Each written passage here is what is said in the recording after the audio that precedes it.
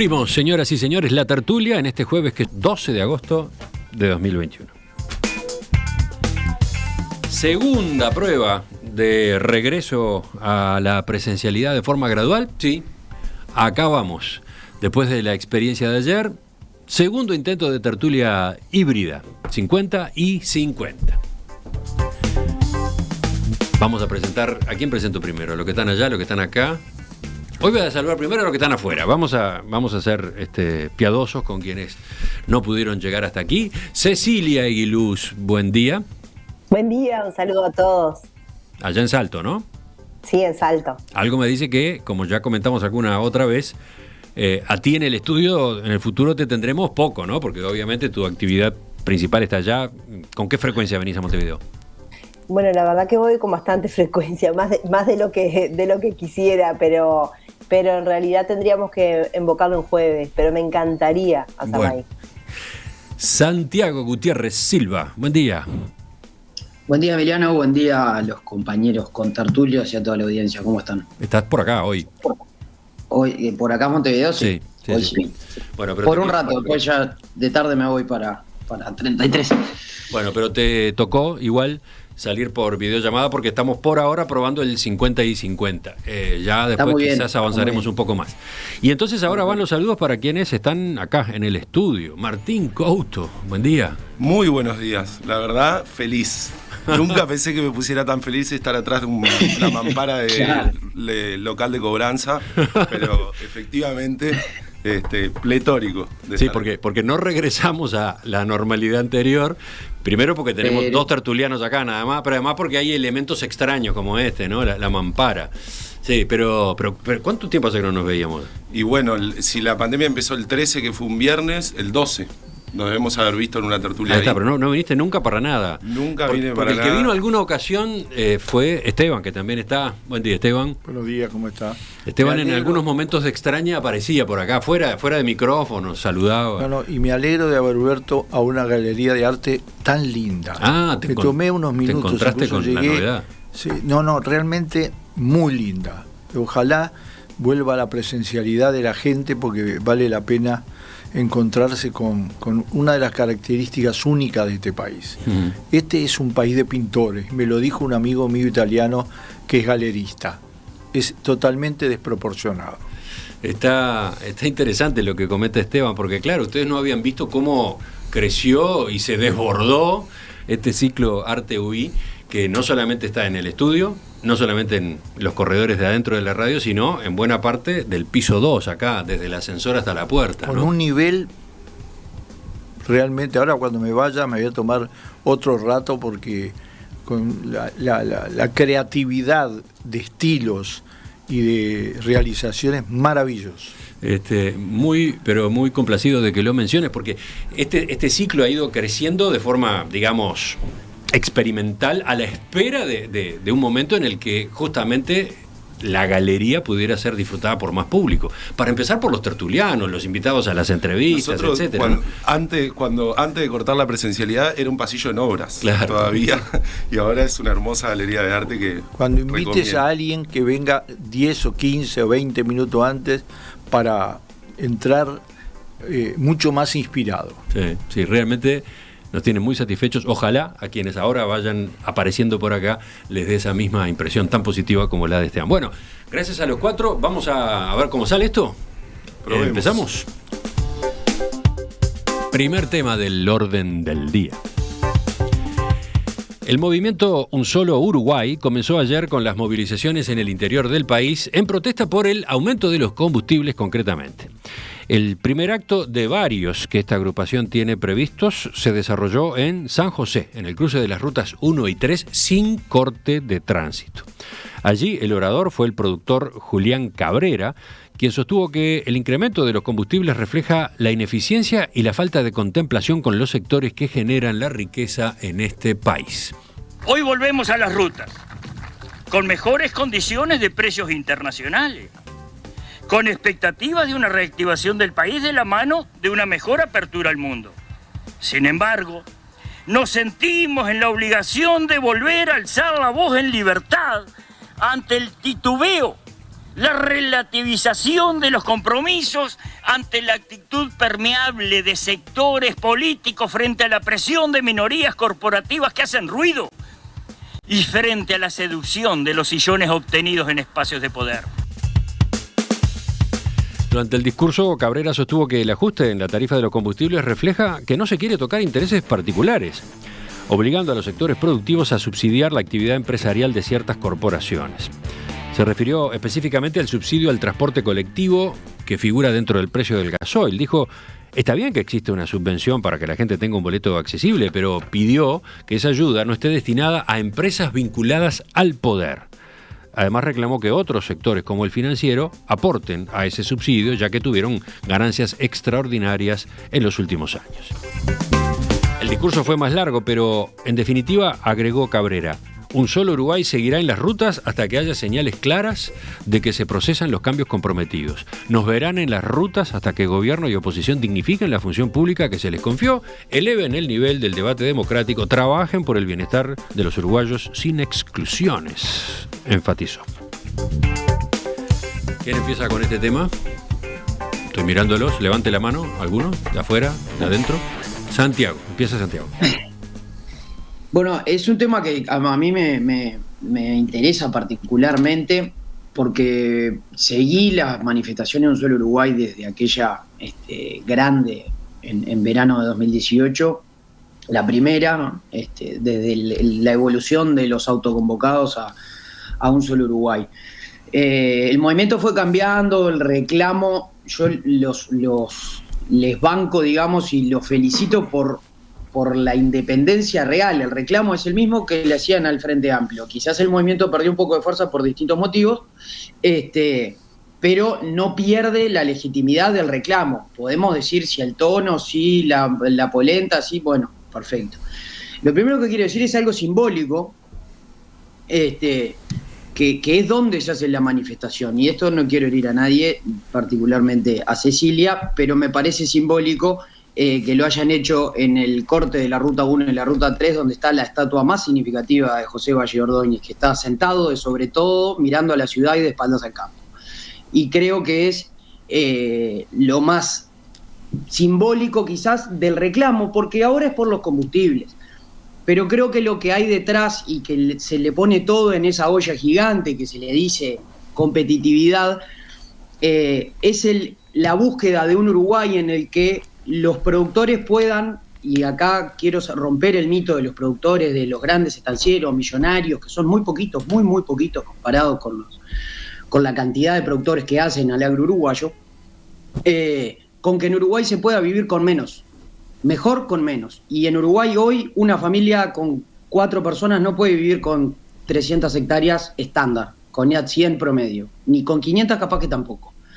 Entonces creo que detrás de todo competitividad, precios internacionales, el precio de los combustibles, detrás de todo eso hay un reclamo válido que en realidad tendría que estar mucho más acompañado, creo yo, de propuesta, y que tendrían que involucrar al sistema político en su conjunto, que es buscar la manera de que en Uruguay se pueda vivir mejor con menos. ¿Por qué? Porque eso desagotaría la presión sobre Montevideo, la descentralización, el dinamismo y la salud de pueblos y ciudades alejados de la capital, y la calidad de vida de la gente. Y detrás de eso que Uruguay decida qué quiere hacer, qué es Uruguay. Vamos con Martín ahora. Ya seguimos con la rueda, pero cambiando voces. A ver, Martín. Vale. Sí, yo creo que tiene lógica que protesten, porque nunca en 15 años le aumentaron así los combustibles y protestaron antes. Entonces, tiene lógica y me parece que habla bien del movimiento que protesten, más allá de la difusión que tenga ahora, etcétera. Hay una cosa de las declaraciones del representante de Un Solo Uruguay que es, bueno, habla de los reclamos corporativos. Cuidado, porque pensar que todo el resto de la sociedad hace reclamos corporativos y uno tiene los reclamos que priorizan o hablan del interés general, me parece una simplificación que no ayuda. Creo también que, y en esto el senador Da Silva, experto en fue a entreverarse en la manifestación, centran sus críticas en la ineficiencia de la gestión. Es cierto que el presidente había prometido no subir las tarifas ni los combustibles a partir de usar ahorros por mejorar la eficiencia de la gestión. Hay un dato positivo y es que dijeron no estar en contra del subsidio al boleto, y en alguna parte dicen y en contra de los peludos de Bella Unión. Bueno, bien, porque en realidad eso reconoce que hay algunas cuestiones que hoy se financian a partir de los precios de los combustibles que son importantes, y el propio Un Solo Uruguay reconoce que son importantes. Habrá que ver después si esto de rentas generales sí o no. Creo que sí hay que centrar la discusión donde va, y es el otro día el senador Sánchez, en una larga entrevista que le hiciera Emiliano acá, planteaba, bueno, cuáles son el peso de los distintos costos. ¿Cómo podría comportarse los combustibles si se desmonopoliza? ¿Qué le podría pasar a un gran productor que tiene capacidad de comprar acá y a un pequeño productor que tendría que comprar en Bella Unión? Creo que si centramos la discusión nos vamos a dar cuenta que puede haber un problema, y hay un problema de competitividad, pero que tal vez no vaya por el lado en que lo están planteando, porque los ahorros por supuestas ineficiencias, que no son eso, no explican el precio de los combustibles. Y por último decir, la competitividad a mediano y largo plazo es innovación y desarrollo, porque si no entramos en la discusión de bajar los costos laborales o la cuestión del tipo de cambio, que no asegura competitividad a mediano y largo plazo. Cecilia, ¿te escuchamos, Martín? De acuerdo con Martín, yo diría también es innovación y desarrollo. También, pero de acuerdo. También. Cecilia. Sí, yo primero que nada que comparto el reclamo que está haciendo Un Solo Uruguay, porque me parece que en definitiva lo hace Un Solo Uruguay, pero refleja lo que siente muchísima parte de la población con este tema del aumento de los combustibles. Y creo que hay cuestiones de fondo que el otro día las decíamos acá, que tienen que ver con la monopolización pública y la monopolización privada, o la desmonopolización pública para pasarla a una monopolización privada. Y creo que ese es el gran tema de fondo. Y me parece que es muy válido. Y yo no le hago una radiografía a Un Solo Uruguay a ver si son los mismos, si no son los mismos, dónde se paran, dónde están. Me parece que esas son cuestiones secundarias. Yo no me manejo tanto por esa cuestión simbólica. Me parece que hay un reclamo real. La gente está asfixiada por un montón de gastos, por un montón de problemas. El aumento de los combustibles lo que hace, y sobre todo en el tipo de aumento que se da, que es la nafta, que es lo que usa todo el mundo, y en el gasoil más barato, que en definitiva es el que te sube los precios de todo. Y nosotros que vivimos en el norte a 500 kilómetros, algunos a 700 kilómetros, en realidad vamos a ver todavía más encarecidas las cosas. Por lo tanto, creo que hay una preocupación real. Este país no es muy de protestar, la gente no protesta mucho, así que yo creo que muchos se han sentido identificados en esta protesta que hace Un Solo Uruguay. Y no le hago radiografía, yo soy una persona muy demócrata y me parece que la gente está perfecto, que en paz y en libertad uno pueda reclamar lo que le parece que está mal. Acá igual, para mí hay temas de fondo que tienen que ver con eso, de la monopolización, desmonopolización, los privados y también la composición del combustible, que como dije creo que es lo que hay que empezar a blanquear. Y ahora Esteban. Bueno, yo creo que la manifestación de ayer es una lección para todo el mundo político, y no casualmente termina el discurso, muy interesante, yo tengo matices, pero el discurso del productor en San José termina pidiéndole al mundo político un debate y un análisis de fondo. La primera lección es al Frente Amplio. Estos son los de 4x4. ¿Está? La primera al frente, Esteban. Sí, la primera, la primera, por el hecho de existir, de protestar, en un país que protesta muy poco, es al Frente Amplio, ¿no? Este es el mismo movimiento de las 4x4. ¿Está? Por lo tanto, es el mismo movimiento que sustenta el aumento de las exportaciones. Porque las exportaciones, y es una monumental lección al gobierno. Un gobierno que no cumplió con sus compromisos. Es un monumental señal, no sutil, sino está muy bien hecha, muy bien planteada. ¿Por qué? Porque tiene que ver con cómo la política es capaz de siempre encontrar una explicación para justificar su no cumplimiento de sus compromisos. El aumento es absolutamente desproporcionado, es absolutamente fiscal, y eso está demostrado hasta la cifra, no es transparente, cosa que se propuso permanentemente. Y además hay un pequeño detalle que dice el productor, estamos mejor porque tenemos mejores precios. Bueno, yo podría decir que lo poco que está sobreviviendo Uruguay de crecimiento, usando los mismos argumentos que usaron blancos y colorados en el gobiernos anteriores, que todo depende de los precios, cosa que también sería una estupidez. No todo depende de los precios. Es más, si fuera por los precios tendríamos que estar volando, porque realmente todos los precios están mucho mejor. Entonces, yo creo que esta es una lección que yo lo analizo desde el punto de vista político, no productivo, no que yo sé que ellos saben de eso. A ver, que un productor, como se decía, de 500 hectáreas, estás hablando de $2,5 millones de inversión, más maquinaria, más todo eso. Si estás hablando de que no podés vivir teniendo un capital extraordinariamente grande. Entonces, y eso pero también tiene un significado político. Ponete los auriculares, Esteban. Y además, es uno de los problemas grandes que tiene el agro, que es la poca rentabilidad patrimonial que con otra característica. Sí, pero yo escuché decir al productor, por ejemplo, que los bancos pongan más plata. Esa es una posición que hace que la izquierda tenga que tener un análisis, aprenda a tener un análisis de la estructura sociopolítica, cultural del Uruguay mucho más refinada.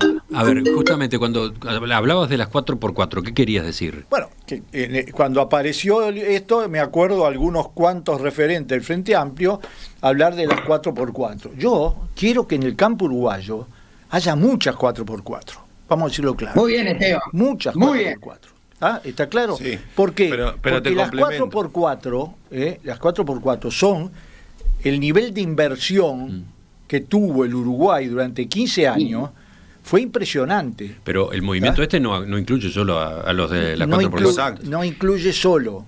Incluye pequeños productores. No, pero además incluye otros empresarios del interior, de algún modo vinculados a la actividad agropecuaria. El campo derrama. El campo derrama. El derrame.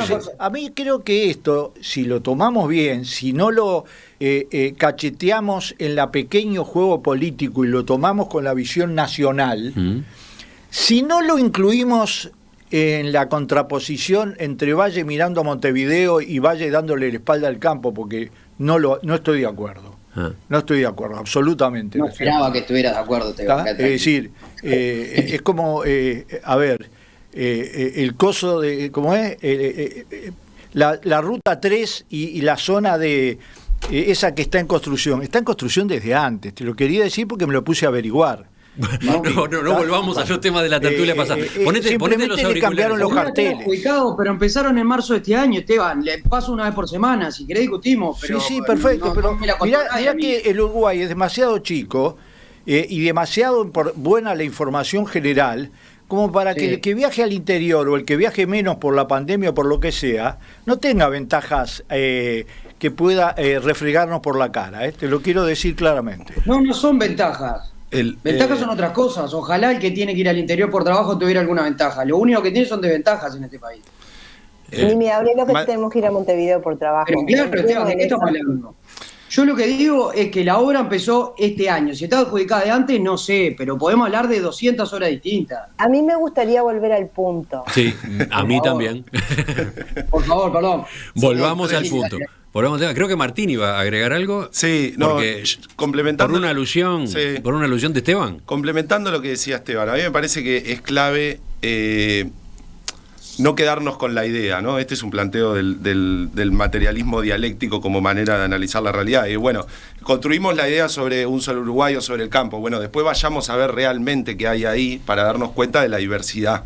Pero darnos cuenta de la diversidad para que, por ejemplo, si mañana planteamos una medida como la desmonopolización, veamos si no beneficia solo las 4x4. Porque el problema... No lo beneficia. El problema beneficia no a las grandes corporaciones, te lo puedo asegurar. Está bien. Va a dejar de haber 4x4. Está bien, pero entonces incorporemos ese análisis para pensar en el problema y para poner en el primer lugar no a las 4x4, que no son... las 4x4, digo, no estoy hablando de los mega ricos de Uruguay, no lo creo que sean, no. Están en el medio de la tabla seguramente, pero sobre todo miremos los pequeños productores que tienen que seguir siendo la prioridad. Y veamos si en las demandas, si se concretaran, si beneficia a esos pequeños productores o no. Con un pequeño agregado. Tiene que ver con esto. En el Uruguay, desgraciadamente, que es uno de los países de América Latina con más desarrollo agrícola y ganadero, sin embargo, para entrar en el campo, por la situación de la caminería, en buena medida en casi todos lados necesitas una 4x4. Y por supuesto. Sí, pero más allá de... Está buenísimo que discutan tan fluidamente, pero déjenme ordenar un poquito. Le voy a pedir, insisto en el pedido, Esteban, de que se pongan los auriculares porque así... Está fuertísimo.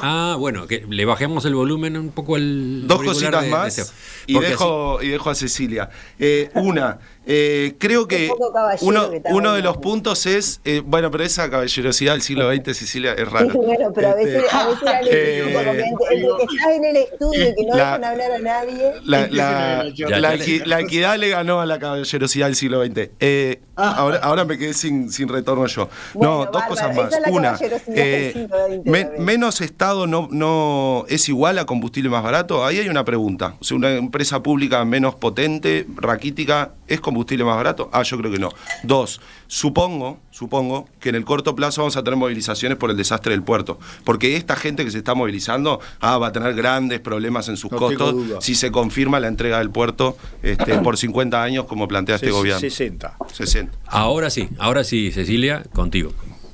Sí, yo lo que quería plantear es que me siento identificada con lo que está planteando Un Solo Uruguay, y creo que mucha gente también. O sea, no simplifiquemos el tema creyendo que es un tema del interior y un tema de la ciudad. Yo creo que el aumento de los combustibles nos ha pegado un piñazo a todos. De acuerdo. No es un tema que esté dividido en el campo y en la ciudad, y no es un tema que Un Solo Uruguay, porque tiene 4x4 o porque tiene pequeños productores endeudados en todo el país, porque esa es una gran realidad, sean los únicos afectados. El Uruguay se vio afectado, en nuestro país, que tiene altísimos costos de transporte, porque andar en las rutas uruguayas es carísimo en todo sentido, y porque transportar las cosas del puerto de Montevideo al resto del país también es carísimo, nos hace que a todos nos encarezca absolutamente todo.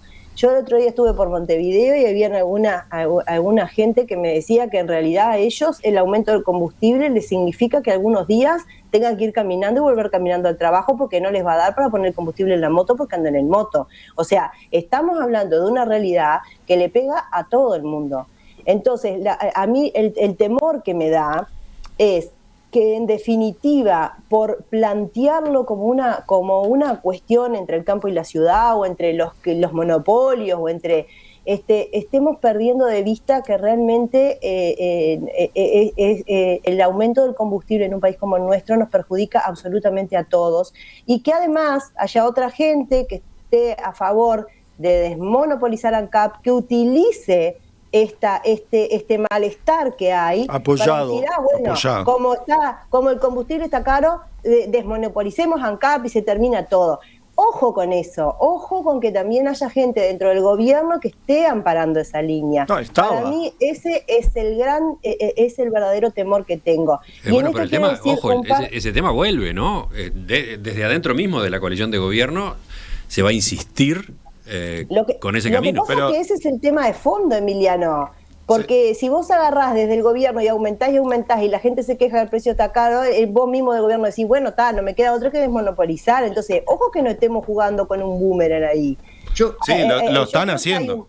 Lo están haciendo, Cecilia. Hay un problema real, pero también hay un juego político que me parece capaz, soy mal pensada, pero yo lo veo de fondo. Por lo tanto, hay cuestiones que me parecen importantes, que es: ¿qué está incorporado en el precio del combustible? El otro día se le autorizó por parte de Presidencia, mientras se subía el combustible, a todos los uruguayos se autorizaron un préstamo de $51 millones de vuelta al UR con la garantía de ANCAP.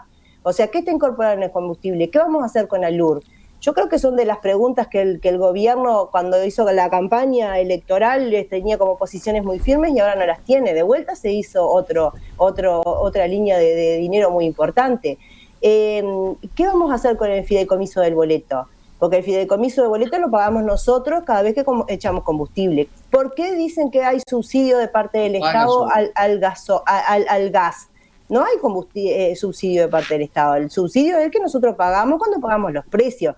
Entonces, ¿cuál es la composición y qué vamos a hacer con todo eso? Creo que esa es la discusión de fondo. Y por último, en este tema, entre los que quieren desmonopolizar y no, me pareció bien interesante, me pareció que no levantó polvadera, pero me pareció bien interesante la posición que el otro día dio el senador Manini Ríos, que dijo, bueno, está bien, si ustedes quieren desmonopolizar, le redoblo la apuesta, vamos a referéndum con esa ley que quieren implementar. Y me parece bien interesante porque me parece que marca una jugada que ve de fondo otras cosas, al menos lo percibo así. Sí, recordemos que en el retorno de la iniciativa de la desmonopolización juega de manera fuerte, digamos, la frustración, ¿no? Decía, palabra más, palabras menos, eso, Sebastián da Silva, el senador Sebastián da Silva, cuando lo entrevistamos hace poco acá en Perspectiva, él decía, nosotros queríamos la libre importación, no lo logramos cuando se discutió la ley de urgente consideración. Que no era la ley, la coalición multicolor.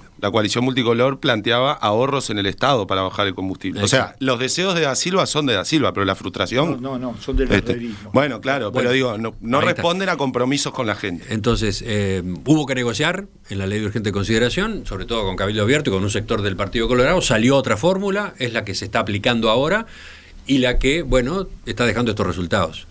Vamos a tener que ir de nuevo por aquel camino, por aquel intento, por eso con el senador Germán Coutinho, Colorado, pero que está en otra línea distinta a la de ballistas, etcétera, vamos a presentar el día del aniversario acá, vamos a presentar el proyecto y vamos a movilizarnos en esa dirección, vamos a insistir.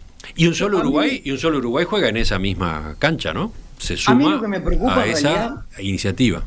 ¿Sí? A mí lo que me preocupa en realidad es que estamos de alguna forma sin querer, porque lleva ahí la agenda lleva para ahí, ¿no? Pero estamos repitiendo de alguna forma la discusión del jueves pasado en torno al universo de los combustibles, que me parece bien, es válido, acá se dijo de todo, para empezar a romper el mito de las 4x4, decir que en el campo se usan 4x4 como herramienta de riqueza. Yo manejo una camioneta y no tengo una baldosa de pasto, trabajo en el campo. Es una herramienta de trabajo, si no, no podría tener un autito porque lo rompo todo en la primera semana. Recordemos para los oyentes que capaz que conocen poco a Santiago, Santiago es ingeniero agrónomo y bueno, vive de arriba para abajo, ¿no? En la ruta, ¿no? Sí, o de abajo para arriba. No, y después, que era lo que yo quería decir en mi primera intervención, es el tema de los combustibles es una arista de las tantas que en realidad tiene el problema de fondo, que sí se mete en esa famosa olla llamada competitividad, pero es un problema estructural que tiene Uruguay, que tiene aparejado muchas cosas, que es el centralismo escandaloso que padece Uruguay, por el cual además las estructuras productivas tienen una cantidad de ataduras. Pero en esto no estoy diciendo hay que desmonopolizar ANCAP, no va por ahí, no estoy hablando del tamaño del Estado, de ninguna de esas cosas, estoy hablando de oportunidades. Y estoy hablando de la configuración del sistema productivo, que también tiene que ver mucho con el sistema tributario, por ejemplo, para el agro, particularmente porque estamos hablando del tema, pero incluso si vamos 2 pasos más para atrás, tiene que ver con que Uruguay de alguna forma elija qué quiere ser. Uruguay es un país agroexportador y vendedor de servicios, por ejemplo, turísticos y de software. También es un país productor de un nivel cultural fantástico, músico, está. Pero pongámonos prioridades en qué somos realmente buenos, cuáles son las oportunidades que tiene Uruguay productivas, naturales, de su gente, de formación, y hagamos políticas públicas sostenibles, pero un conjunto de políticas públicas, no la ley forestal que funciona y vamos arriba, no la ley de promoción de inversiones públicas que funciona y vamos arriba. En conjunto, hacia adelante, porque Uruguay tiene que poder solucionar el tema de la concentración de tierras, de la extranjerización de tierras, del centralismo escandaloso que hay, de los cinturones de pobreza, y todo eso tiene el mismo germen. que es el Montevideo macrocefálico, omnipotente y omnipresente en la vida de los uruguayos, que tanto mal le hace al país. Lo liquidamos. Está bien, Santiago, pero la planadora por arriba. Sí. Mientras tanto la gente tiene que pagar las cuentas, la gente tiene que andar. Pero con Curita no arreglamos una herida de 15 sí, pero hoy creo que hay problemas reales que tienen que ver con el endeudamiento de los productores, que tiene que ver con los costos que tiene que ver con que vos sabés perfectamente que los productos aumentaron horrores porque escasearon los insumos de los productores y son en dólares y encarecieron. Subió la soja, Cecilia. Entonces sube la soja, sube el fertilizante. Entonces creo que hay problemas que la gente está preocupada hoy, tratando de ocuparse hoy y reclamando hoy, porque el problema es hoy. Y creo que sí, hay discusiones de fondo y comparto muchas cuestiones de las que vos decís, pero hoy el movimiento Un Solo Uruguay o cualquier otro movimiento, lo que se está quejando es porque realmente estaban complicados y con esto del precio de combustible lo complicaron más y que no los usen como excusa para decir que van a hacer cambios de políticas de Estado como la desmonopolización. Lo que pasa es que no hay soluciones mágicas. Por no dar nunca las soluciones de mediano plazo, por no darlas nunca a la historia del país, llegamos a los puntos que llegamos. Esteban. Entonces, gobernar es hoy en clave de mañana, si no es imposible este país. Bueno, yo creo que acá se manejó una palabra que me parece que es muy importante, la palabra agenda. En un arranque de honestidad muy claro, intelectual, el expresidente, cuando fue designado Lacalle, ¿no?, dijo que en realidad la agenda que hoy está en el Uruguay es la agenda de su gobierno, lo dijo con todas las letras, no lo dije yo. Y eso es efectivamente lo que el herrerismo está planteando, ¿tá? Es decir, está muy bueno discutir los problemas de fondo en su conjunto, siempre y cuando lleguemos no tengamos por debajo de la línea de flotación nacional tantos agujeros económicos, políticos, sociales y también culturales, como para que después el barco ya no tenga ninguna posibilidad. Porque la desmonopolización, además de tapar otros problemas, sería absolutamente devastadora para el país, devastadora. Haría que un par o una sola empresa, como quieren hacer con Catón Natí, una sola empresa se adueñe del tema del combustible, ni siquiera los productores, ¿tá? Porque tiene capacidad de hacerlo y de negociar en el mundo. Entonces yo creo que acá este tema que surge a partir del movimiento, que me parece muy bien que protesten, porque no puede ser que en otros países estarían haciendo otras cosas. El Uruguay, con mucha civilidad, sin cortar la ruta, promoviendo el tema en el debate político, etcétera, cosa que también sucede a nivel de movimiento sindical, porque no está bien que protesten los del interior y mal que protesten los trabajadores, ¿no? Es todo dentro de la misma lógica democrática.